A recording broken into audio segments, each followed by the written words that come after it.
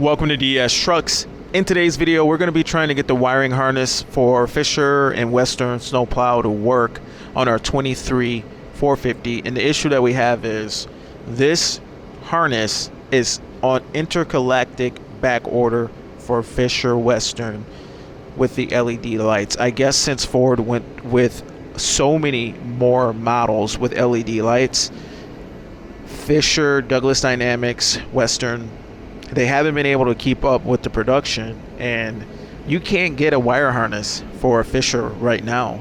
So what I'm gonna try to do is take a 2020 wire harness and get it to work on a 2023.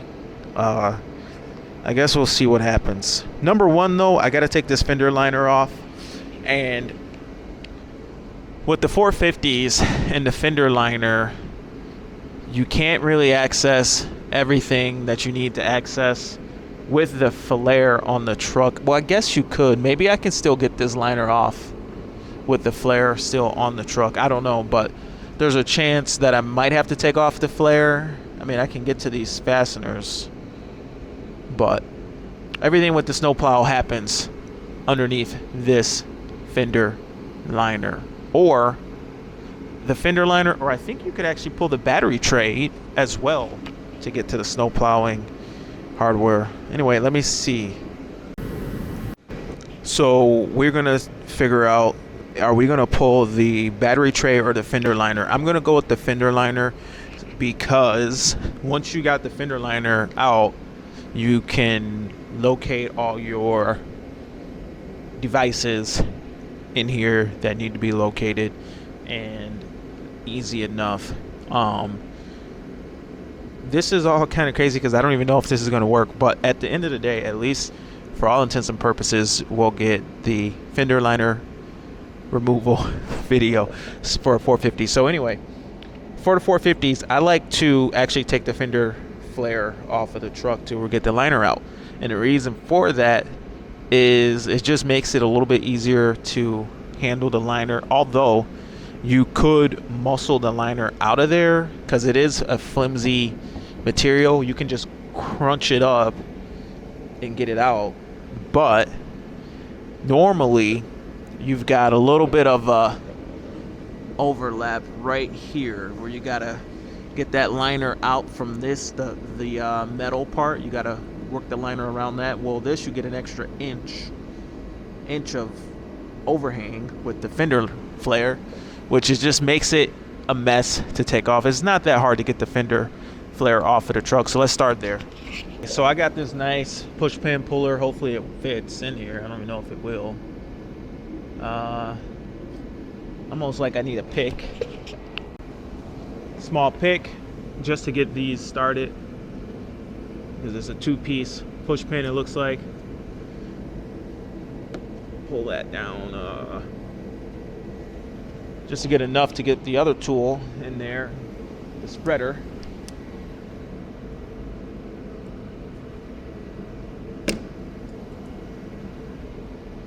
Don't want to lose that.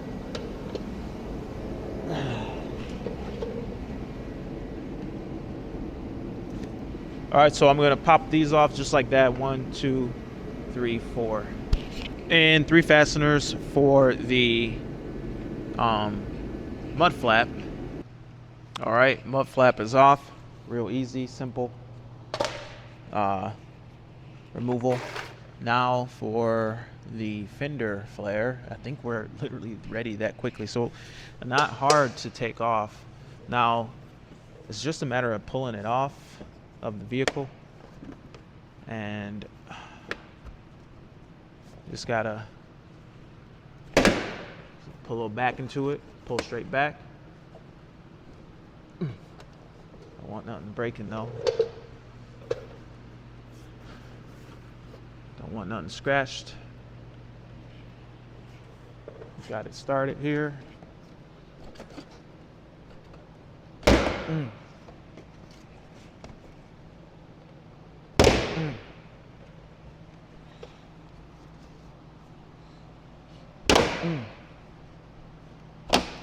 Okay, so yeah, if you're gonna pull this off of a 450 or dually or whatever, make sure the vehicle is in a warm place for a while. And when you get it off, I want to set it on the ground, I don't want to scratch, but sometimes these little tabs get pulled out of place, these ones right here. And if they are pulled out of place, when you go to put this fender flare back onto the truck, it will have a ugly gap. Like the fender flare won't go back on there right. So just got to make sure all of these are seated behind these plastic tabs right here, because sometimes when you remove it, they get into the wrong position and then you get a weird gap. But nonetheless, we have this off. All right, so fender flare or fender liner removal, just these little weird 5.5 millimeter fasteners right here coming off. They're literally just hand tight. I don't even need a ratchet at all. I can just screw them by hand. All right, so I see two 10 millis, one going this way, one going straight up. Pop these off real quick. Whoop.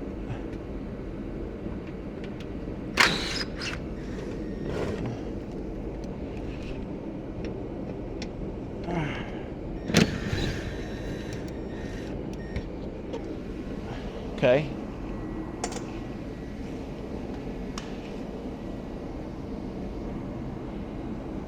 What else is there to take? I don't know. So I like to maybe pull this down. I'm thinking maybe not. Yeah, pull this in, pull it down like this, and it's flimsy, so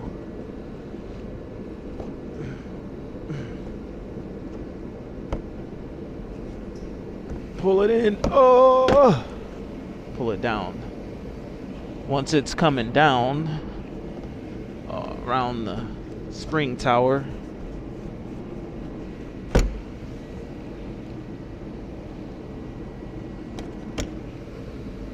that gives me a little bit of room to push it back.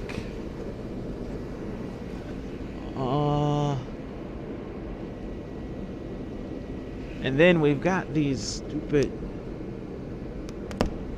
plug locations. Just push back on those.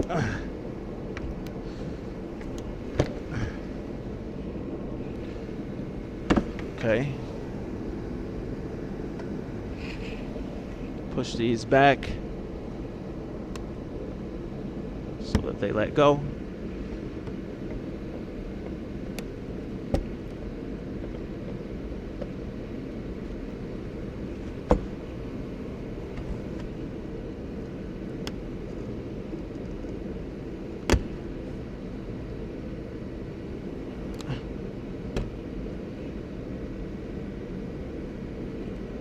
Okay.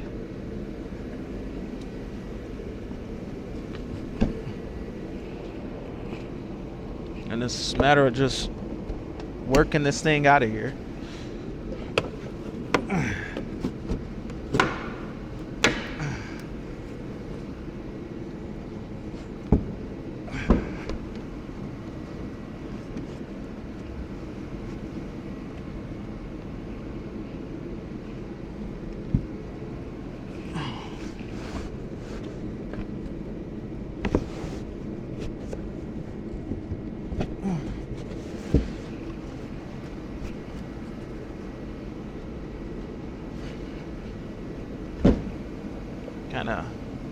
Kind of stiff, this one here.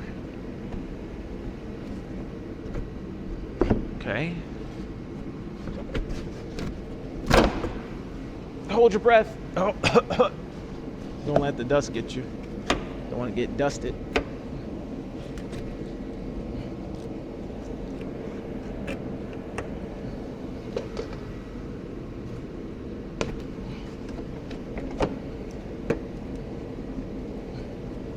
Trying to push this material back. Oh,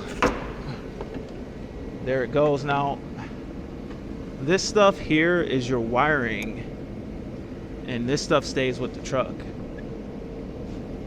So I just take this while I'm pulling down and push up here.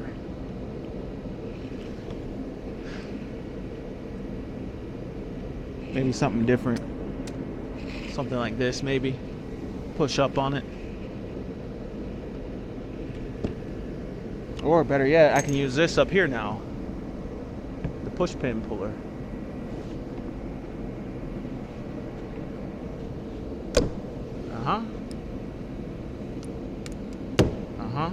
Boom. She's out.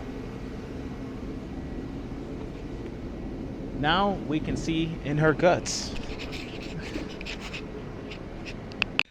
So what I found is this. On the 23s, they only push toward the truck side to the headlight at this connector. High beam and low beam. That's it, nothing more. And they did it with the most minimum amount of wiring possible. 2 wires, 1 wire for high, 1 wire for low. They didn't separate right and left. No grounds, no nothing. Just the hots for the high beam. For the high beam and the low beam. Just pass through this wire. So when you look at this wire, you only see 2 wires coming off. And on this side, this is the side going to the headlight. And then the side coming from the truck, you see all these wires going from the truck. But they're dead heading. They're not going anywhere. Why is that? Because the whole point of this harness, it appears to be to provide the snow plowing upfitter with everything that he needs in order to run the snowplow, the blinkers, the markers, whatever, you name it. All that stuff is here, the running lights. And also in here is the ignition for the snowplow to turn on from the key on. Power is in here. So this is an interesting plug because it has so many different things inside of it that allows an upfitter to have access to so many different features. From here, you can do all of your light control, and your headlight circuit is here as well. And it's already presumed to be with the snowplow. So some type of a load for the headlight circuit and all these circuits all run through here. So when I plug this in, the headlights on the truck are on, but nothing's lit up. But when I plug in this plug, all right, we're going together. Boom, all of a sudden we have our headlights. So with this harness being back ordered, I can put everything together to function, and I'm still going to have C-ring function. I'm still going to have all the headlight function that I would like to have. I just need to allow the module to turn off the headlights and to turn on the plow headlights. So I've got to repin this module from a 2020 to a 2023, and it's just a matter of moving these pins over because it is a different pinout. And on the side going to the truck, you only have right low, left low, right high, left high. But it shows you on the 23s having 4 pins, but you really only have 2 pins. So interesting. Very interesting. And yeah, so what's interesting too is, does it even change from 20 to 23? Let's take a look at that. Also, what I've discovered is only your low beam on this Super Duty, the 23s, through the plug, through the snowplow interface plug, only the low beams can be interfaced with or can be interrupted on the truck side. When you turn on the headlight from the inside of the truck, we will go ahead, open the door, we'll turn on our key, and we'll mute our radio. But when you turn on your headlights, we're on auto right now. Let's go to on. We turn them on, and normal headlight function right now. When we look at the truck, we can see that our headlights are on. This is how they appear. Headlights on. It's all blown out on camera, but it's not hard to look at all with the eye. Let's go ahead and unplug our plug again. This plug's real tight, so I've got to use a pick to get it open. Real tight plug. And we're gonna get her out. Oh, I unplugged the headlights. There's the music blasting. I unplugged the headlights and we lose our headlight. We go inside of the truck, we hit our high beams. High beams are on, and the truck now, high beams are illuminated, and we're able to use our high beams now with the plow connected, which now explains why Fisher's new harness is actually interfacing. It looks like, at least from the diagram, we can't get our hands on an actual genuine 2023 Fisher Douglas Dynamics harness, but it looks like it actually wants you to plug into each headlight. And maybe Fisher wants to turn off XYZ on the plow, on the truck headlights, and Ford is saying, you don't need to mess with our high beam circuit. You only can touch our low beam circuit. That's it. We don't want you touching nothing else.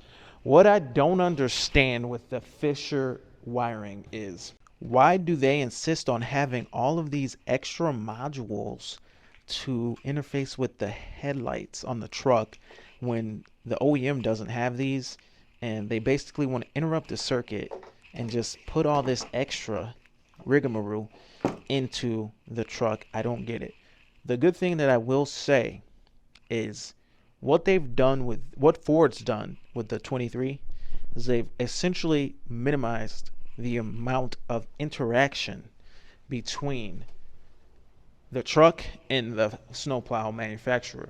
They are now saying that we will let you come in here, adjust what you need to adjust, and that's it, nothing more. Come in, turn off only the low beam. Only thing we're giving you on our headlights is our low beam only. That's it. Everything else you leave alone. The only circuit that you're allowed to interrupt now from Ford on the snowplow interface is the low beam circuit. So that's kind of nice to know that in doing this rigmarole that I have to do in order to get this truck to work, I only need to touch two wires. I only need, for this whole thing to function, I only need to provide two wires continuity to allow them to function, left and right headlight. That's it. And honestly, it wouldn't even matter which one, left or right. So very good thing. It probably was causing issues with these manufacturers interfacing with the truck, but yeah, all I got to do is get all these pins to line up and these last two pins to match the low beam circuit. That's it, and I'll be good to go. So it all worked. I was nervous. It took me literally all day to figure out, to pin and to work and to get it all to fit. And here we are. So I've got so basically what we did to start is the 2020 harness got totally repinned to match a 23. In 2023, Ford says, we don't want you monkeying around with our lights. We only allow low beam control through the snow plowing harness. Now, I did see the schematic for 2023, and it looks like Fisher disagrees, or I should say Douglas Dynamics disagrees with Ford, and they are actually interfacing with the plow hookup and the headlight, but it is not necessary. We are able to fully control everything that we need to control with just the connection at this point here. And that could have something to do with why it's back ordered.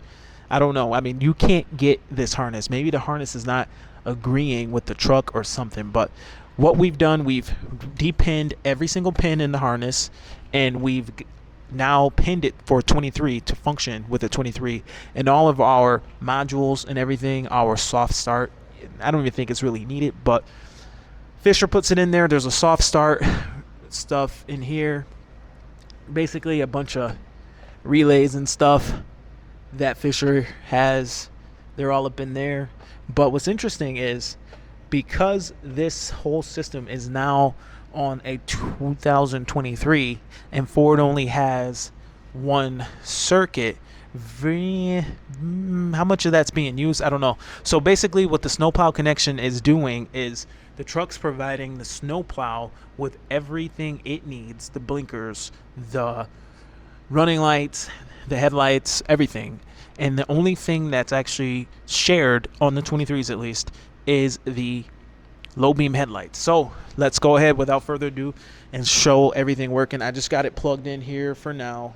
It's not even hooked up yet, but at the end of the day now, as soon as I get the fender liner put back, and the only thing I got to still do is I got to route the controller harness inside of the truck. That's another step. So I guess I'm not totally done, but when you turn on the key, well, we're going to go ahead and start the engine.